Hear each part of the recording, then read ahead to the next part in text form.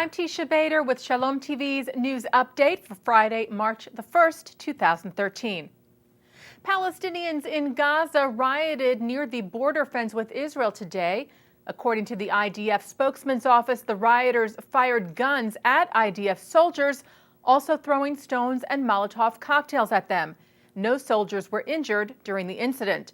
Israeli military sources said that 3 Palestinians were hit by IDF return fire.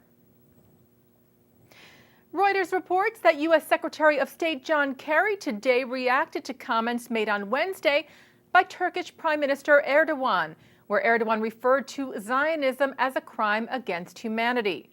Kerry is in the middle of a visit to Turkey, and he spoke to a news conference in Ankara about Erdogan's statement, saying, "We not only disagree with it, we found it objectionable." Kerry said he raised the issue with Turkish Foreign Minister Ahmet Davutoglu, with whom he had been meeting, and said he would also raise the issue with Erdogan himself. Earlier today, the White House also condemned the remarks, with spokesman Tommy Vietor calling them offensive and wrong. Several bills were introduced in Congress this week to increase Iran's sanctions and to ensure U.S. support for Israel should Israel strike Iran in self-defense. As we mentioned earlier this week, Republican California Congressman Ed Royce and Democratic New York Congressman Eliot Engel had introduced a bill to the House on Wednesday to expand Iran sanctions, and a non-binding resolution was introduced in the Senate yesterday by Democratic Senator Robert Menendez of New Jersey and Republican Senator Lindsey Graham of South Carolina, saying that if Israel is compelled to take military action in self-defense against Iran, the resolution urges the U.S. government to, quote, stand with Israel and provide diplomatic, military, and economic support to the government of Israel in its defense of its territory, people, and existence. Both bills have the support of the American Israel Public Affairs Committee and will be discussed at AIPAC's upcoming annual policy conference, which runs Sunday, March the 3rd through Tuesday, March the 5th. Shalom TV will be broadcasting live from the AIPAC plenary sessions beginning at 9:30 Sunday morning. And U.S. lawmakers attending a memorial for the late Senator Daniel Inouye pledged their continued support for Israel's Iron Dome anti-missile defense system. Inouye, who passed away in December of last year, was a staunch supporter of funding for Israel throughout his decades of service in the Senate. Hawaiian Senator Brian Schatz, named to replace Inouye, was among the senators and congressmen at the memorial on Wednesday who committed to sustaining Iron Dome funding.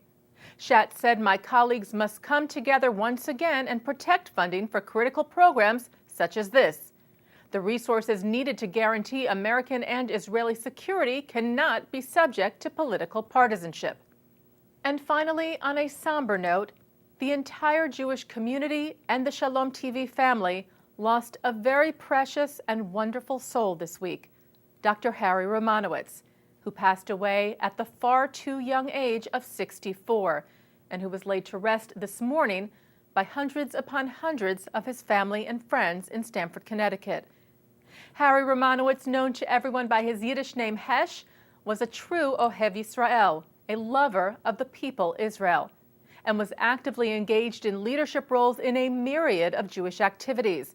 The son of survivors, Hesh Romanowitz was a leader in Yom HaShoah commemorations, the organization of second-generation survivors, and the March of the Living.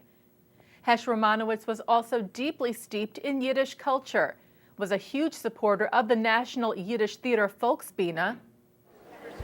Shalom Aleichem. Shalom Aleichem. Aleichem Shalom. I'm Harry Romanowitz, and es war mir ein größten Vergnügen, euch alle zu bringen zusammen auf a Simcha, eine richtige jüdische Simcha, mit unserer Gitterfreund von Volksbühne und mit unserer Chazunim von Stamford und von Greenwich in Westport. And with his ever-present warmth, intelligence, and loving soul, appeared with Shalom TV president and dear friend, Rabbi Mark S. Golub, at a number of Volksbühne events. So now I'm standing with a dear and special friend and human being, Hesh, Dr. Harry Romanowitz. The reason I asked... We're at a Yiddish event and it's Heschel. Okay. That's how I grew up.